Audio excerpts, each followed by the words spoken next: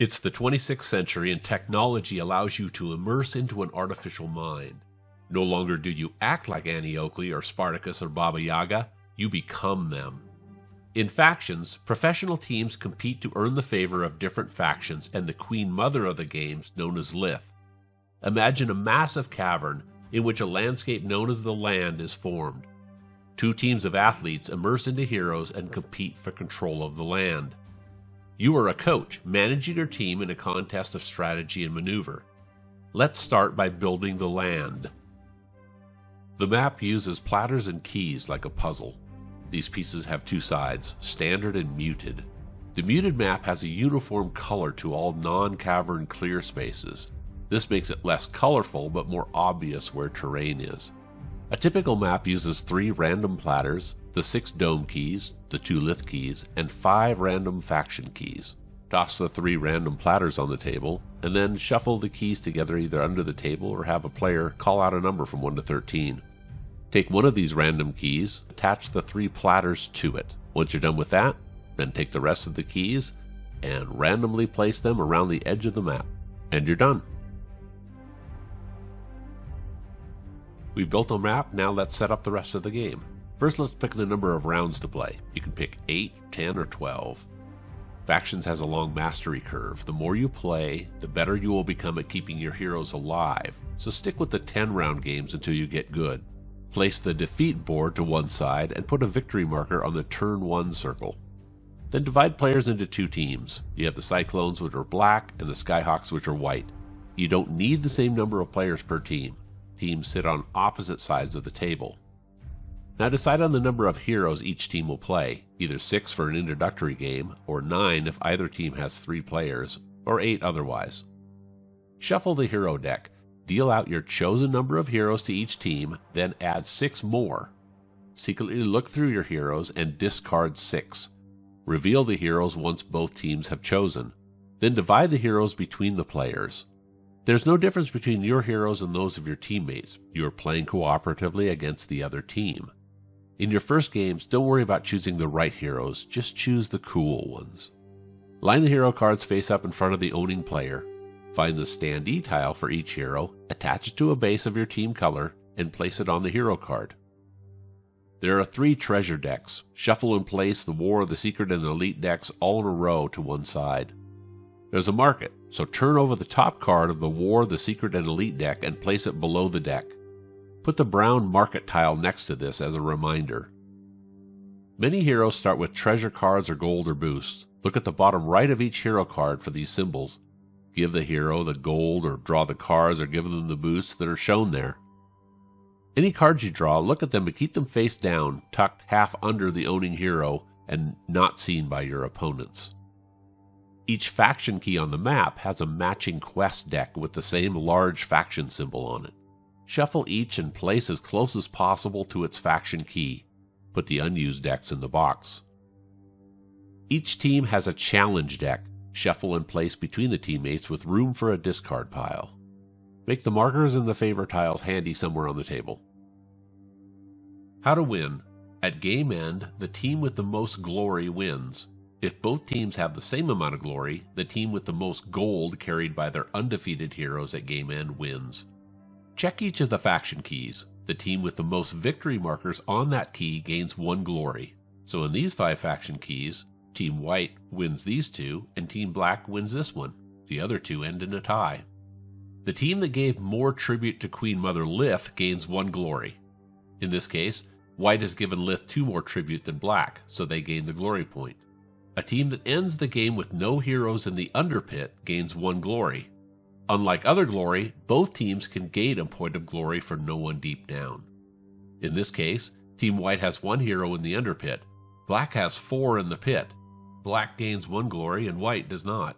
Imagine rating your friends on the important things on a scale of 0 to 9. First you have speed, that's how fast the hero can move. Strength, physical power, and the experience to put it to use. Intellect is knowledge and memory. Virtue is how the hero treats others and whether the hero is trustworthy and honorable. Fame is how the hero is regarded by others. The next section is your defenses. Agility is defense against melee attacks. Stealth is defense against ranged attacks. Then armor is the defense against any attack that hits. Aim is your steadiness, your balance, your keenness of sight. It's used for steady weapons such as rifles. Point is hand-eye coordination and throwing skill. You use that for hand-eye weapons such as pistols and thrown weapons. The next section is for melee. You have wits, which is your cleverness and your reaction speed. High wits heroes attack first in melee. And then melee, the higher melee has a better chance of hitting with a melee attack.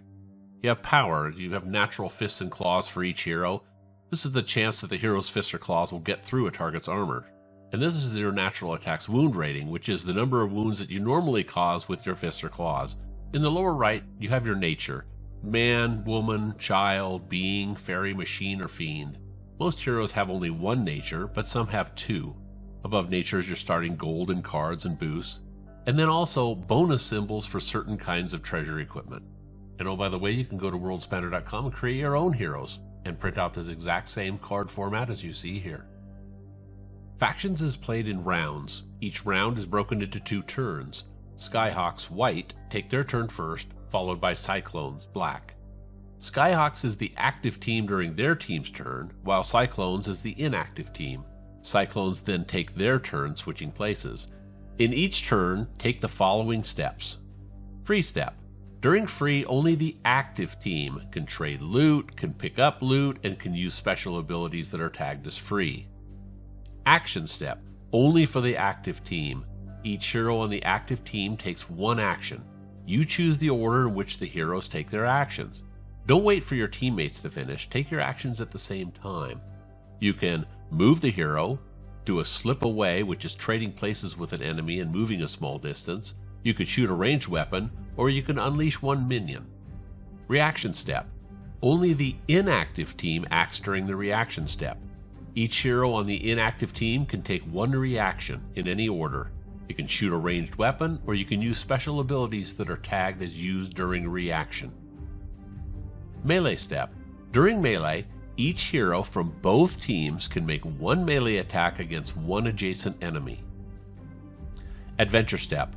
Each active team's hero that is now standing on an adventure space may challenge that adventure. Reinforce step. All heroes start the game off-map. They enter during Reinforce. During Reinforce, only the active team selects a third of their heroes rounded up and brings those into the game by dismissing them one by one. Dismissal is explained soon. So after 3 turns, all of a team's heroes have entered the map. Round 1 is short. With no heroes yet on the map, the only step taken by each team is Reinforce. When Cyclones, black, finishes their turn, move the turn marker on the defeat board to the next round. The game ends when the round marker is on the chosen number of rounds and Team Black finishes their turn. Dismiss and banish. The Queen Mother of the games, Lith, often dismisses or banishes heroes, teleporting them to domes. A dismissal is a gentle teleport, but if you're banished, you generally made her mad. Dismissal is also the way that heroes enter the map. To conduct a dismiss, draw a challenge card. Place the hero standee in an empty dome within the number range shown. If no empty domes are in that range, use the next highest number. Finish dismissing one hero before drawing for the next. For example, you draw a card showing 3 to 4, place the hero in any dome marked 3 or 4, but not in the one already containing a hero. Banishment follows the same rules as dismissal, but the enemy team draws one of their challenge cards and places your hero. The map has hexagonal spaces. Each hero is represented by their standee, which is always placed in a space. Only one hero can be in each space. Each space has one terrain type, shown by a symbol in one corner of the space. Most spaces have no symbol.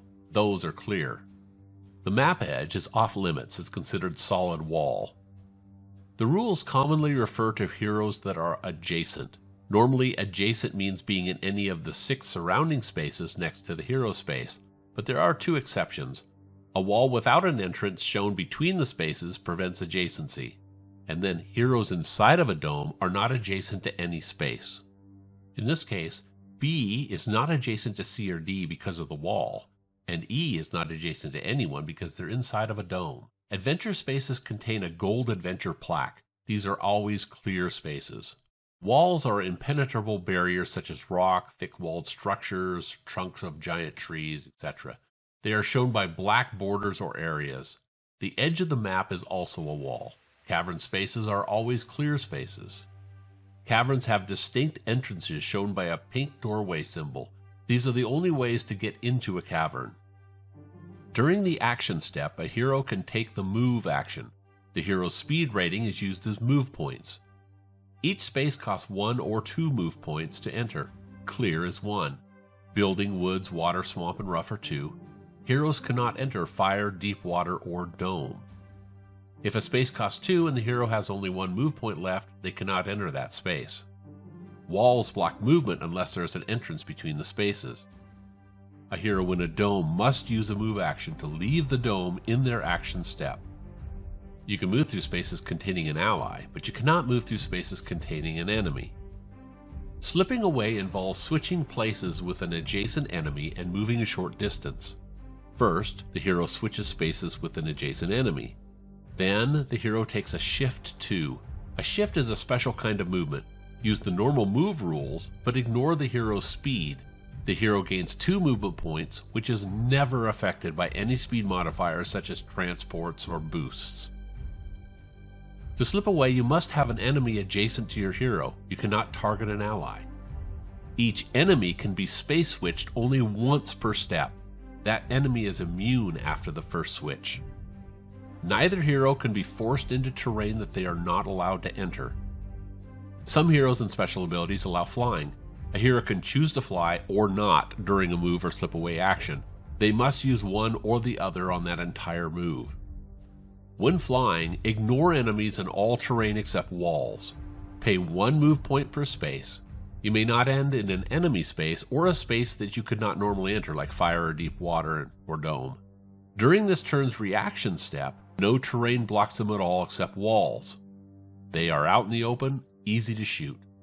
Move examples. These heroes all have speed rating of 5. Hero 1 must leave the dome. She moves through the woods, and she would like to enter the swamp space, but that would cost a total of 6, so she has to end in the clear space. Hero 2 wants to reach the quest in Watchman Keep. He must go around the wall. Hero 3 must leave the dome. She decides to move 1 space out. Hero 4 wants to head south but cannot move through deep water. He must go around.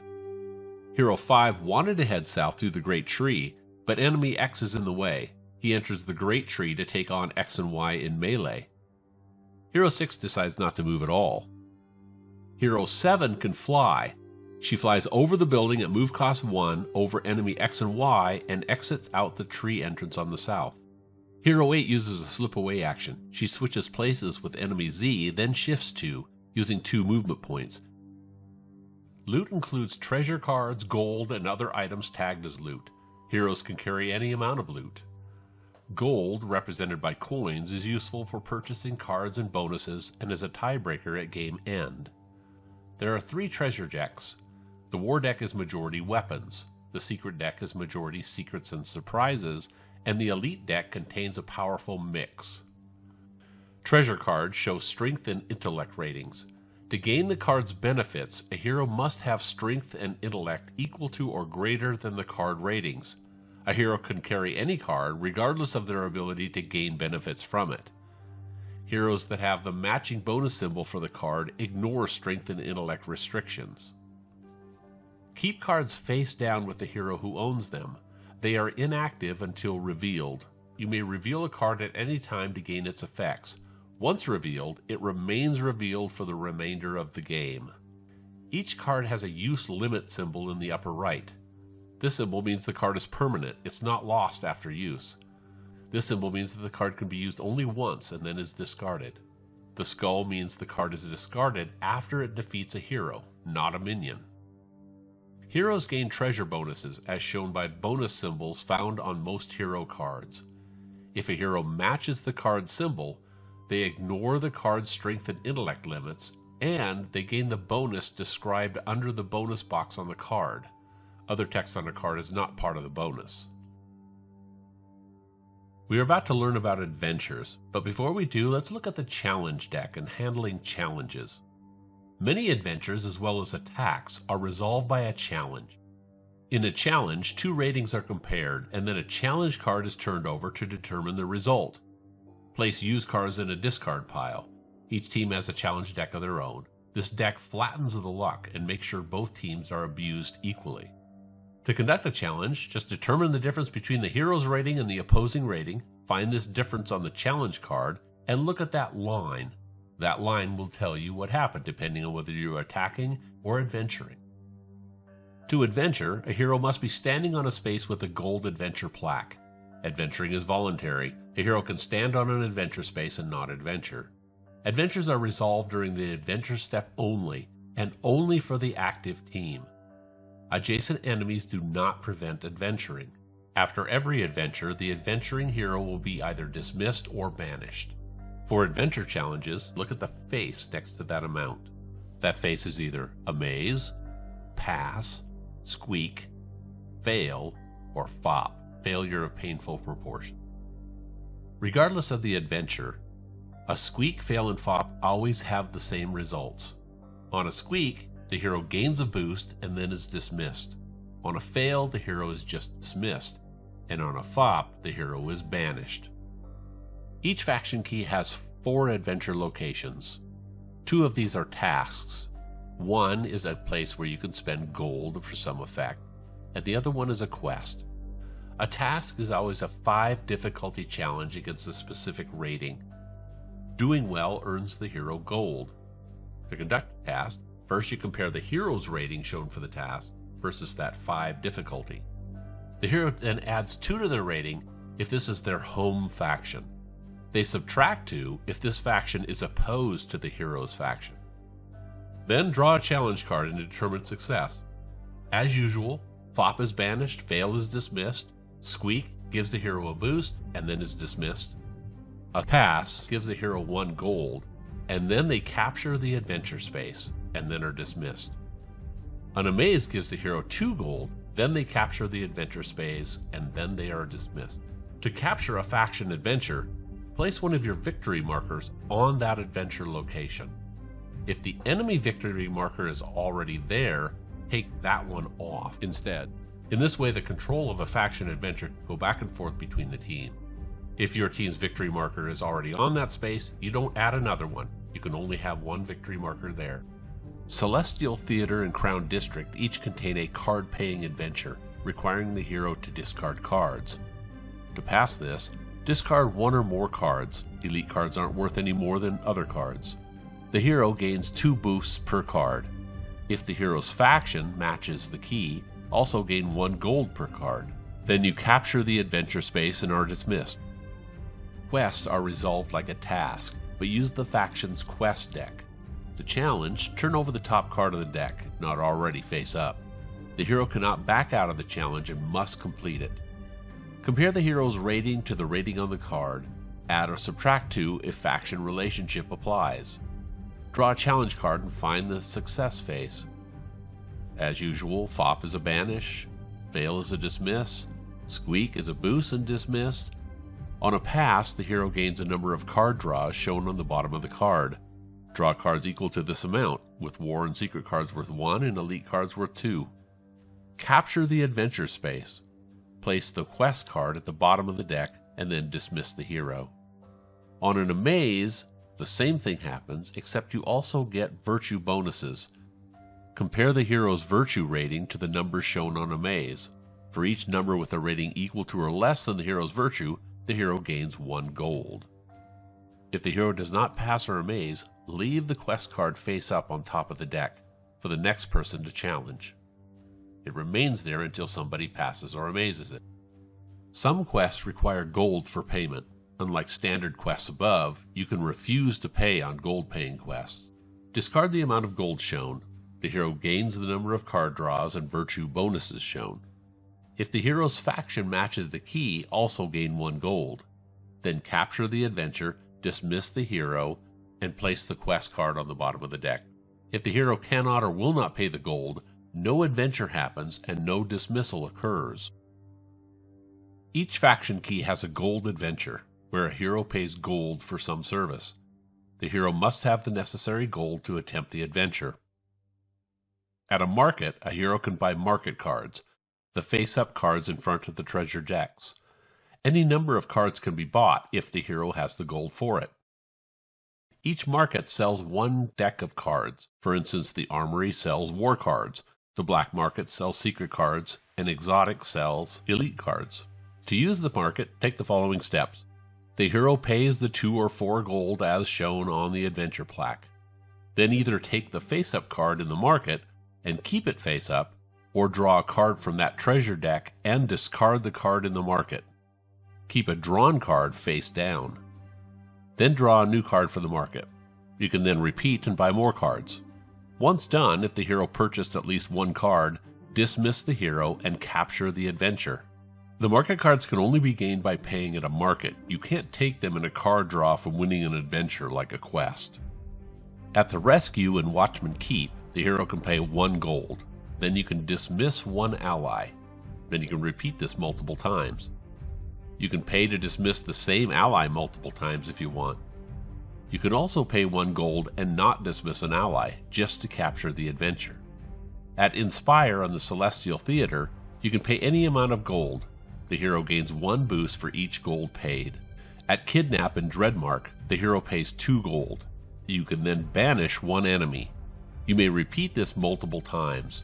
At the Infirmary in Hope Hospice, the hero pays any amount of gold, and that hero heals the same amount of wounds. You can also pay 1 gold even if not wounded, just to capture the adventure. Each faction key has an associated favor tile, with a side labeled 3 and 1 labeled 4. If your team has 3 victory markers on a faction key, you gain the favor tile, turning it to the 3 side. If you have all 4 markers, flip the tile to the 4 side. Your team gains the advantages listed on the tile. The 3 side gives a bonus only to your heroes that match the tile's faction symbol. The 4 side gives an advantage to every hero on your team, and an additional bonus to your heroes that match the tile's faction symbol. If your victory marker count drops from 4 to 3, immediately flip the tile back. Remove it if count drops below 3. The arena is ruled by a Queen Mother, a creature of ice, fire, and ultimate authority. It is wise to bring her tribute. There are 2 Lith Adventure keys, Lith's Lair and Death's Edge. Unlike faction keys, you do not place victory markers on each Lith Adventure space as you succeed at them. Instead, keep track of the tribute amount given to Lith. When your team earns tribute points, place your victory marker on the Lith's Chamber Adventure space. Place a value of tribute tokens equal to the tribute gained. If a team reaches 3 tribute with Lith, they gain the Lith's Favor tile. This gives +1 on Lith's Lair and Death's Edge adventure challenges to all of your heroes. At 8 tribute, flip the tile. They now gain +2. At Lith's Chamber, the hero discards gold and cards in any amount. For each gold given, gain 1 tribute. For each card given, regardless of deck, gain 2 tribute. The Bounty Adventure acts like a faction market, but sells all 3 card decks for the price shown, War, Secret, and Elite. After buying at least 1 card, earn 1 Lith tribute. At Haggler, a hero must have at least 1 card to challenge. Make a 5 wits challenge. On pass, the hero may sell any number of cards for 2 gold each, but must sell at least 1 card. On a maze, sell each card for 4 gold, and your team earns 1 Lith tribute. Elite cards are worth the same as other cards when selling them. At Mirror Pool, make a 5 intellect challenge. On pass, the enemy team must reveal 4 currently unrevealed cards. On a maze, they must reveal 6 cards, and your team earns 1 Lith tribute. At the Death's Edge adventure key, the harm caused by the enemy can be undone. Like Lith's Lair, you do not place victory markers on each Death's Edge adventure space. You may conduct these adventures even if you have no need of them, ignoring the reward. At Vortex, make a 5 virtue challenge. On pass, the hero heals 2 wounds. On a maze, heal 4, and your team earns 1 tribute on Lith's Chamber. The Underworld adventure takes 3 spaces. That means up to 3 heroes can each try it per adventure step. Make a 5 fame challenge. On pass, you have 2 choices. Either move a hero from the underpit to the pit, or renew one of your heroes out of the pit. On a maze, move up a hero as per pass, and your team also earns 1 tribute on Lith's Chamber. When a hero is renewed, they start fresh. Remove all wounds and other markers. Draw new starting loot for them. All one-use special abilities are refreshed, even if previously used. Then bring the hero back onto the map using the standard dismissal method. The hero's previous loot remains on the map, available to pick up. Combat is not the primary goal of a faction's team, but it is an important aspect of victory. Each hero has a certain amount of health, shown in the upper right of the hero card. When a target is damaged, use wound markers to record wounds. When a hero has as many wounds as health, that hero is immediately defeated. If the hero had loot, leave it with the hero card and place a defeat marker in the space. Heroes in the space can pick up the loot. If the hero only had gold, you can stack the gold in the space instead. Turn the defeated hero sideways. Remove all wounds. Remove any trackers placed because of the hero, unless specified otherwise. Place the hero's figure on the underpit area of the defeat placard. The hero and their special abilities are instantly out of play, null and void. A hero is considered defeated when in the pit or underpit. Heroes can be renewed from defeat by visiting Death's Edge. A weapon card with a skull in the upper right is discarded after causing the defeating attack on a hero. It is not lost when defeating a minion. Melee is hand-to-hand combat. Your target must be in an adjacent space. Every hero has their own natural fists or claws. They don't need a melee card to make a melee attack. Ranged attacks can hit targets that are spaces away, assuming terrain like buildings and walls are not in the way. Unlike melee, however, few heroes have a natural ranged attack, so a hero usually must have a ranged card in order to make a ranged attack. During every melee step, each hero on both teams can make one attack on one adjacent enemy. Make these attacks in order of wits, highest to lowest. This means a hero could be defeated before they get to attack. If wits are tied, the hero from the currently active team goes first. To keep easy track of who is attacked, you should handle the different clusters of melee around the map separately, as directed by the active team. Each hero has their natural melee fists and claws, but you might have a melee card that you want to use instead. The card must be revealed to use it. Turn the card face up if not yet revealed. You can only use one weapon. Then you must make a hit challenge. The hit challenge is melee versus agility. Draw a challenge card. Look at the blue hit bar. If it is next to your number, you hit. If an attack hits, you make a damage challenge. Compare the weapon's power with the target's armor. Draw a challenge card and look at the correct row. Increase or decrease the weapon's wound rating by the amount shown. This is the number of wounds caused. An amaze causes +1 wound. Pass causes the normal wound amount for that weapon. Squeak causes 1 less wound. Fail 2 less wounds. And on a FOP, no wounds are caused at all. To use a ranged attack, a hero uses the shoot action during the action or reaction steps. In each step, you get one shot with one ranged weapon. Unless a hero is lucky enough to have a natural ranged attack, like Rizek, they must have a ranged card. You can use only one weapon at a time. Your weapon must be revealed to use it. Turn the card face up if not yet revealed. Now, if you take the shot during the action step, simply select your target. During reaction, you can shoot at a target in any space that the target moved into during their previous action. You cannot shoot at a target in the space where they started their action step. To take the shot, the target must be in range. Ranged weapons have a minimum and maximum range. The target space must be within this range in number of spaces. The ranged weapon card shows which of the hero's ratings to use for the hit in the upper left. In nearly all cases, this is either aim or point. Handle the hit in the same way as a melee attack.